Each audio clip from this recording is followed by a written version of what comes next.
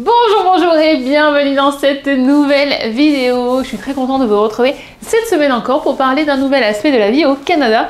Et cette semaine, on va parler d'un sujet que vous m'avez beaucoup demandé récemment.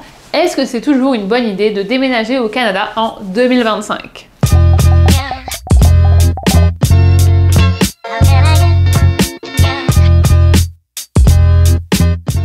Alors, j'ai l'impression de répéter ça à chaque fois, mais je me dis que peut-être pour certains d'entre vous, ça va être la première vidéo que vous voyez sur ma chaîne.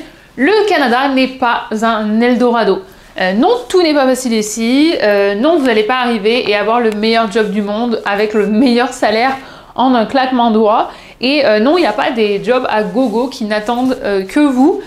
Croyez pas tout ce que vous allez entendre, que ce soit sur les réseaux ou dans les salons. J'ai beaucoup de retours là-dessus où des gens se disent qu'ils sont fiés seulement à ça. Puis des fois, on va pas se mentir, c'est aussi ce qu'on a envie d'entendre parce que ça nous rassure. J'ai pas envie de dire que c'est pas vrai, mais des fois, on montre seulement un aspect et on montre pas la globalité, ou en tout cas, on n'apporte pas de nuances à la vie au Canada et ça peut amener des gens qui préparent à avoir de fausses informations et surtout de faux espoirs. Donc oui, il y a des opportunités, mais tout n'est pas facile. J'ai d'ailleurs plusieurs vidéos sur la réalité de l'immigration, le temps que ça prend de s'intégrer, de reconstruire une vie, d'être à l'aise avec une nouvelle langue. Je vous mettrai le lien dans la barre de description vers la playlist qui s'appelle Déménager au Canada. Une des premières choses dont je veux parler, c'est le coût de la vie. La vie, elle est super chère au Canada. Sur les 3 dernières années, on a vu les prix exploser et cette augmentation, en fait, ça rend plus difficile d'arriver quand on est nouveau. Parce qu'au début, vous allez sûrement devoir passer par des emplois qui sont moins qualifiés et donc qui sont moins payés. Il y a quelques années, on avait un peu plus de temps pour prendre un emploi qui était moins qualifié, faire ses preuves, gagner en expérience, améliorer son anglais et de monter dans les échelons pour avoir un meilleur salaire. Aujourd'hui, la pression, elle est complètement différente, elle est beaucoup plus forte parce que le coût de la vie est beaucoup plus élevé. Avec un salaire débutant, on ne peut pas s'en sortir à Toronto et il faudra avoir beaucoup plus d'économies que ce que moi j'avais à l'époque quand je suis arrivée pour assurer ses arrières pendant la transition. Je vous recommande vraiment de regarder ma vidéo sur ce que je ferais différemment si je déménageais au Canada en 2025. Je l'ai posté il y a 2 mois, je crois, donc c'est très récent et ça vous aidera à voir ce qui a changé et ça vous aidera aussi à vous préparer. En tout cas, c'est certain qu'il faut absolument prendre en considération le coût de la vie pour bien se préparer et pas tomber de haut en arrivant. Je vous renvoie aussi sur une vidéo que j'ai postée il y a quelques semaines sur le coût de la vie à Toronto en 2025. C'est une vidéo que je réactualise en fait toutes les années.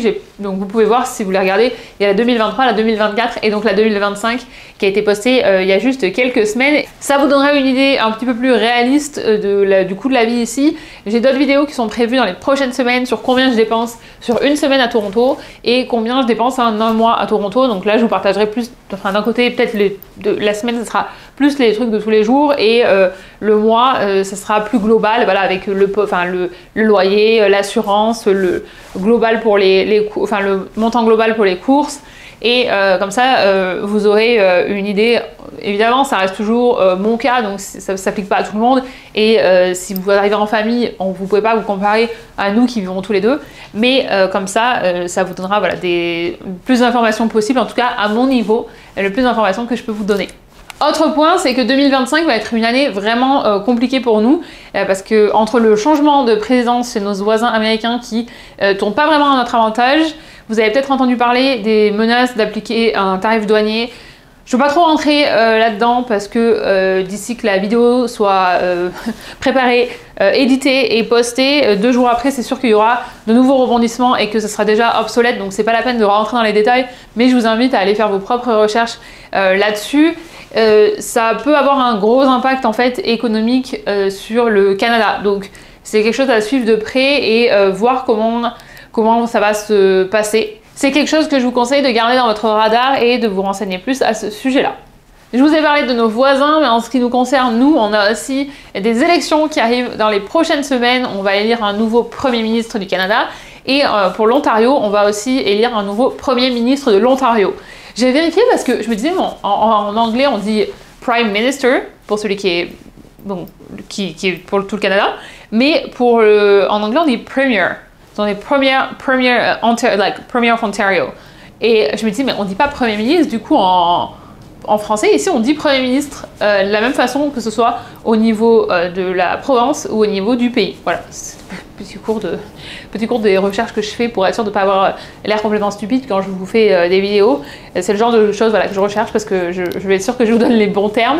Fin de la parenthèse, mais ce que je voulais vous dire, c'est que dans les prochaines semaines, on va voter et qu'il va y avoir probablement pas mal de mouvements, de choses qui pourraient changer dans les mois à venir et surtout beaucoup d'incertitudes parce que c'est difficile de prévoir ce qui va changer, on n'a aucune visibilité en fait. Donc, ce qui fait qu'en déménageant cette année au Canada, vous allez peut-être vivre de gros changements dans les mois qui vont suivre votre arrivée et qu'on ne sait pas du tout à quoi s'attendre. Donc, voilà, c'est juste...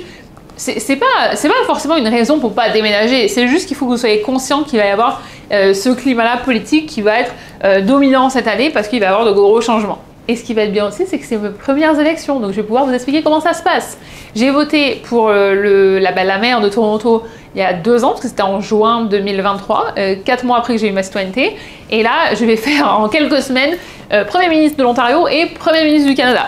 Donc je vous partagerai ça dans les vlogs, je vais vous expliquer un petit peu les différences, parce que je pense que c'est intéressant de savoir comment ça se passe. Je sais qu'il y a probablement beaucoup d'entre vous qui sont loin d'être à cette étape-là de la citoyenneté, mais je sais aussi qu'il y en a beaucoup parmi vous qui sont à cette étape-là ou qui en sont très proches, et donc je pense que c'est intéressant de pouvoir aussi échanger entre nous et de souligner peut-être les différences qu'on peut voir.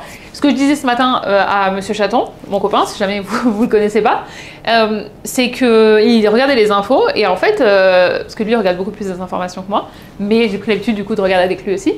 Et je lui dis, c'est vrai qu'on a du mal à penser qu'on est en campagne électorale parce qu'il n'y a pas beaucoup d'informations, il n'y a pas grand-chose, donc c'est vraiment particulier. Après ici, c'est un peu plus particulier aussi parce qu'ils peuvent appeler des élections, donc normalement ces élections-là qu'on va avoir du Premier ministre de l'Ontario, elles auraient dû avoir lieu qu'en mars 2026, mais il les a demandé à être, il a demandé en fait que les élections soient avancées à février 2025, et voilà, donc c'est quelque chose aussi de très différent. Bref, on referme cette parenthèse-là, je voulais pas rentrer c'était pas le sujet, mais au moins vous en savez peut-être un petit peu plus. Au sujet de l'emploi, la réalité c'est que ces derniers mois, c'est beaucoup plus difficile de trouver un travail et ça je l'entends directement de vous en fait, les nouveaux arrivants que je rencontre pendant mes ateliers, pendant mes événements ou même dans nos échanges sur les réseaux sociaux, sur Instagram en majorité. D'ailleurs si vous ne me suivez pas encore sur Instagram, je vous invite, je vais le mettre, mais à me rejoindre.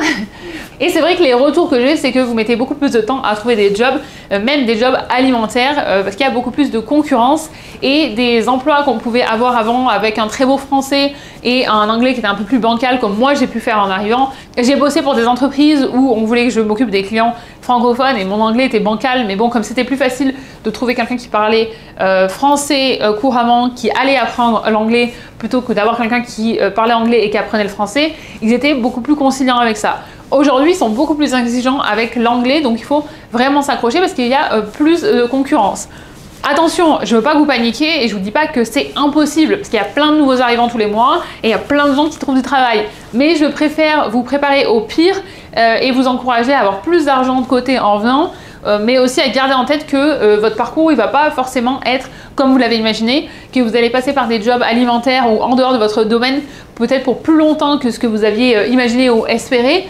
Et mon objectif, c'est un peu de vous préparer à l'inattendu et au fait que rien ne se passera comme vous l'avez imaginé ou comme la personne qui vous a partagé son expérience ou la personne que vous avez lu sur Facebook dans les groupes d'immigrés que un tel ça s'était passé comme ça et tout ça.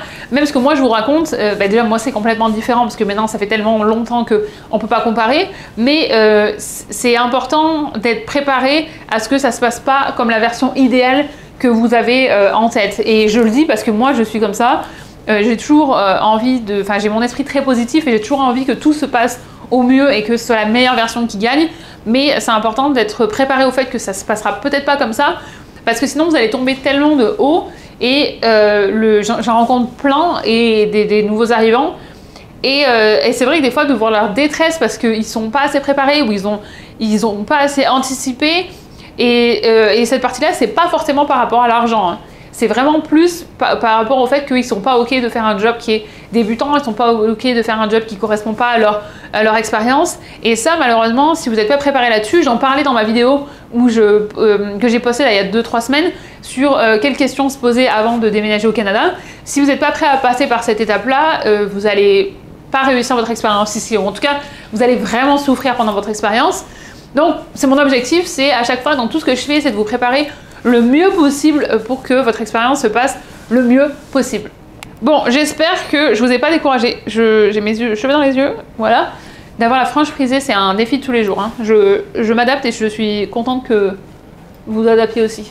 Tout ce que je vous ai dit, c'est vraiment pas pour vous décourager. Vous savez, si c'est pas la première vidéo de moi que vous voyez, vous savez que j'ai toujours l'envie de vous aider. Je veux pas vous décourager, je veux juste vous donner les bons outils. Et quelque chose à savoir aussi, c'est que l'immigration, elle bouge énormément ces derniers mois. Il y a beaucoup d'étudiants qui n'ont pas pu avoir leur visa renouvelé, il y a beaucoup de gens qui ne peuvent pas avoir la résidence permanente. Donc ils ont réduit énormément en fait, le nombre de nouveaux arrivants qu'ils vont avoir. Par contre, ce que j'ai lu jusqu'à maintenant du gouvernement, c'est quand même qu'ils veulent toujours encourager l'immigration francophone hors Québec, parce qu'ils ont des quotas à atteindre et parce qu'on n'a pas assez de francophones en dehors du Québec et qu'on a des communautés qui vont s'éteindre en fait, parce qu'il n'y a personne qui renouvelle et qui entretient ce français. Et en parlant de ça, j'ai récemment découvert, en me baladant sur LinkedIn, donc vraiment beaucoup de chance que j'ai vu ça par hasard sur LinkedIn juste avant que je prépare cette vidéo, c'est qu'il y a des nouveaux programmes qui ont été annoncés par le gouvernement pour soutenir la francophonie hors Québec. Et ces programmes, ils visent les communautés rurales. Donc si jamais vous êtes intéressé par une vie hors Québec, en dehors des grandes villes, ce programme, il peut peut-être vous intéresser. Le programme, il n'a pas encore commencé. Par contre, je vais vous mettre le lien pour retrouver toutes les informations et pour suivre surtout l'évolution dans la barre de description. En ce qui concerne le Québec, je le dis depuis longtemps et je le répéterai encore, ne voyez pas le Québec comme la seule option pour venir au Canada ou l'option la plus simple parce qu'on parle la même langue. Explorez d'autres options, d'autres provinces, d'autres territoires et vous allez voir qu'il y a aussi des opportunités ailleurs, il y a des opportunités, il y a des communautés francophones à travers tout le pays et que si vous vous limitez seulement au Québec, c'est possible que vous puissiez par exemple pas rester après votre PVT. C'est possible que vous mettiez des années à avoir une résidence permanente. Et il y a plein de choses. Enfin, j'ai une vidéo aussi qui compare Toronto et Montréal, mais j'ai aussi une vidéo qui vous explique pourquoi je ne suis pas allée au Québec.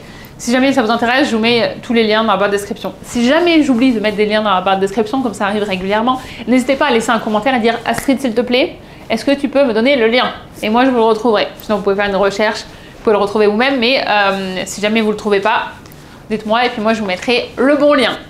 De manière générale, j'ai envie de vous dire que actuellement les choses elles sont plus lentes et plus instables que par le passé, mais que le Canada reste toujours une terre d'opportunités. Et je sais ce que vous vous dites en regardant la vidéo, j'ai eu la même impression quand j'ai préparé la vidéo de l'année dernière et quand j'ai préparé cette vidéo cette année, c'est que je vous dis quelque chose et maintenant je vous dis l'opposé. Mais oui, en fait, le Canada c'est une terre d'opportunités, c'est que le démarrage, j'ai l'impression maintenant qu'il est plus long. Mais que quand vous aurez pris votre rythme, que vous aurez eu plusieurs expériences professionnelles, les choses, elles bougent plus et plus vite que ce que moi j'ai connu en France. Je parle pour la France parce que c'est le pays où je suis née, où j'ai grandi. Je suis pas sûre que ça s'applique pour tout le monde. Je peux pas donner l'exemple pour chaque pays parce que je sais que vous allez me regarder de plusieurs pays dans le monde. Mais c'est pour ça que je compare avec la France. Et de manière générale, comme le climat il est plus positif et plus encourageant, alors pas le climat, le vrai climat, enfin le climat ambiant, mais pas le climat vraiment. Parce que là en fait vous voyez pas, mais derrière moi, pendant que je suis en train de filmer là, moi je vois la neige qui tombe. Donc clairement le climat il est pas plus doux, mais il est plus encourageant et ça vous permet d'évoluer plus vite et vous pouvez aussi mettre en place plus de projets grâce à cet état d'esprit, grâce à cet état d'esprit, vous arrivez à mettre plus de choses en place. Moi, je vois bien avec, par exemple, mes événements que j'organise, quand je contacte un organisme et quand je leur en parle, ils sont toujours partants. C'est rare.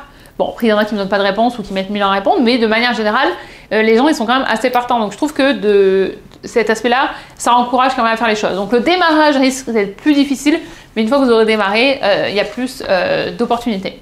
Pour terminer, je voulais aussi répondre à la question, est-ce que moi, je déménagerais en 2025 si je devais le faire ? C'est difficile à répondre parce que moi je connais la différence.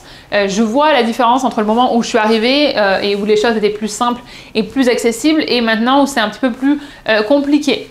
Mais en même temps, si c'est votre rêve et que vous êtes bien préparé, il n'y a jamais de moment parfait pour déménager quelque part, surtout quand on ne peut pas savoir de quoi demain sera fait. Et ça, il n'y a personne qui sait. Donc, vous n'êtes pas, il n'y a pas quelqu'un qui sera plus avancé que vous là-dessus, mais je dirais que je déménagerais ici si j'étais financièrement capable de tenir plusieurs mois et si j'avais la bonne mentalité à me dire que j'allais devoir prendre n'importe quel emploi au début. Et je dirais que la préparation psychologique au changement de vie, elle compte autant que la préparation financière et administrative. À ce sujet-là, je vous renvoie encore une fois vers la vidéo que j'ai postée il y a 2 semaines où je vous pose les questions à vous poser avant de déménager au Canada. Ça devrait déjà vous donner quelques pistes de réflexion. Un dernier conseil sur lequel j'aimerais conclure, c'est de bien vous renseigner sur les visas et les options pour rester si vous venez en PVT. Je vois trop souvent des personnes qui se retrouvent forcées à repartir parce qu'elles n'ont pas bien fait leurs recherches, elles ne sont pas bien préparées sur cette partie-là et elles ne se rendent pas compte que d'arriver au Canada, c'est juste la première partie de votre long parcours d'immigration. C'est la première, là, vous passez la porte, mais pour rester, il va y avoir d'autres étapes, donc renseignez-vous bien, lisez les articles sur mon blog, regardez mes vidéos, préparez-vous pour garder le maximum de portes ouvertes et surtout connaître vos options, parce que je trouve ça toujours dommage d'être forcé de repartir parce que vous vous êtes mal préparé. Dites-moi en commentaire si vous avez prévu de venir cette année, si le climat politique vous pousse à reporter votre immigration ou si vous avez des ralentis par les derniers changements liés à l'immigration. N'hésitez pas à me poser vos questions dans les commentaires ou à partager votre propre expérience pour aider les gens qui passent après. Comme toujours, j'apprécie énormément que vous preniez le temps de passer un moment avec moi et puis aussi de partager votre expérience dans les commentaires. Ça aide vraiment les gens qui passent après vous. Je vous remercie d'avoir passé ce moment avec moi. Je vous rappelle que si ce type de contenu vous plaît et que vous voulez soutenir ma chaîne, vous pouvez vous abonner. Vous pouvez bien sûr me retrouver sur Instagram, on peut papoter. Vous pouvez me retrouver aussi sur mon blog où j'ai plein de ressources pour vous si vous voulez venir au Canada, si vous voulez venir en voyage aussi au Canada. Il y a plein d'articles aussi, voyages, des différents voyages que j'ai faits. Vous pouvez aussi bien sûr vous inscrire à la newsletter pour être tenu au courant des prochains événements et des prochains ateliers. Les prochains ateliers à Toronto sera le 1er mars et le prochain événement à Toronto c'est le 15 mars. Donc inscrivez-vous à la newsletter pour être tenu au courant. Je vous souhaite une excellente journée, une excellente soirée ou une excellente nuit où que vous soyez dans le monde et je vous dis à mercredi pour la prochaine vidéo. La prochaine vidéo, il y aura plein de neige.